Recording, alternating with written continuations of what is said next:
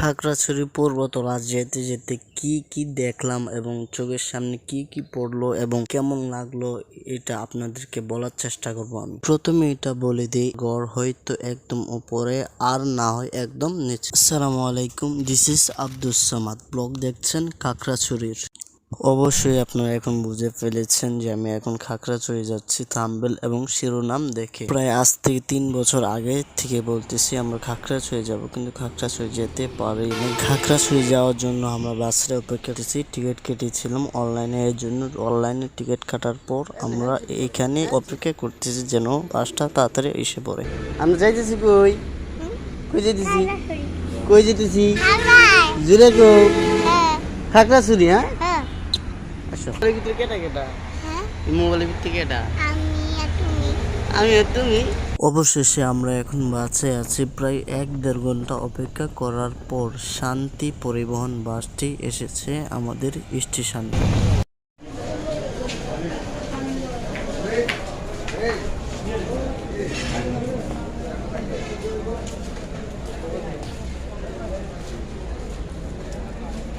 আমি গাড়িতে উঠেছিলাম প্রায় 8টার দিকে, আর এখন বাজে প্রায় 1টা, আর উঠেছিলাম কোনাবাড়ি, এখন আছি কুমিল্লা হোটেলে। যেহেতু এই গাড়িতে লং টাইম যাত্রা করতে হয়, প্রায় 11 থেকে 12 ঘন্টা, এজন্য এই কুমিল্লা রেস্টুরেন্টে যাত্রীদের 20 মিনিট বিরতি দেওয়া হয়। 20 মিনিট পর আবার এই গাড়ি যাত্রা করে তার নিজ নিজ গন্তব্যে। আর আমরা এসেছি শান্তিনগর বাসে।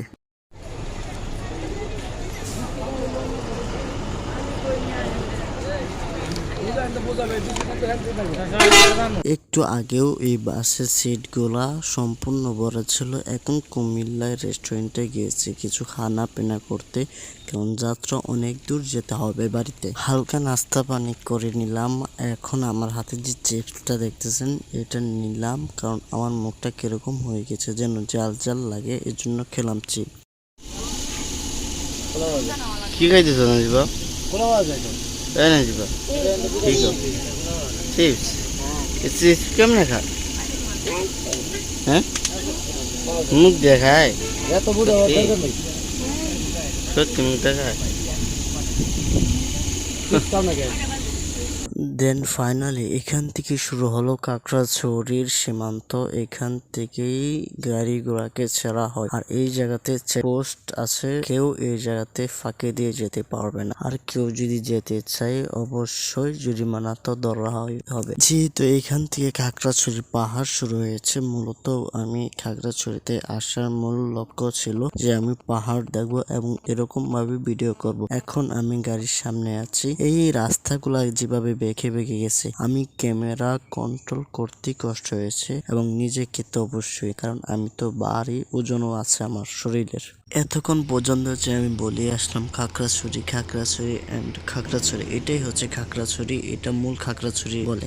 আর এখন আমরা খাগড়াছড়ি থেকে যাব আরো সামনে। এখন আমরা যাচ্ছি দিঘিনালা। আসলে যদি আপনি চান যে আমি ফুল খাগড়াছড়ি ঘুরে দেখতে চাই, তাহলে অনেক দিন লেগে যাবে, আপনি দেখতে পারবেন না। খাগড়াছড়ি এরিয়াটা অনেক বড়, অনেক বিশাল। আর এখন আমরা যেই জায়গায় যাব সেটা হচ্ছে দিঘিনালা। সেটা একটু ঠিকঠাক আছে, কিন্তু পাহাড় এলাকা, অনেক পাহাড় আছে, অনেক উঁচা উঁচা পাহাড়, কিছু গেলে দেখা যাবে এবং আপনাদের সাথে শেয়ার করব। এই বাসে উঠেছিলাম প্রায় 11 ঘন্টা আগে, এবং 11 ঘন্টা পর আমার চেহারার অবস্থা এই।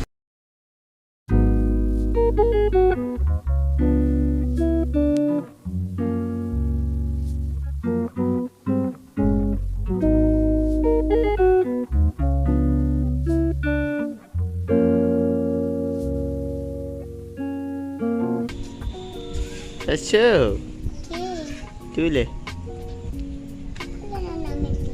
পারবো না গুলো নিতে।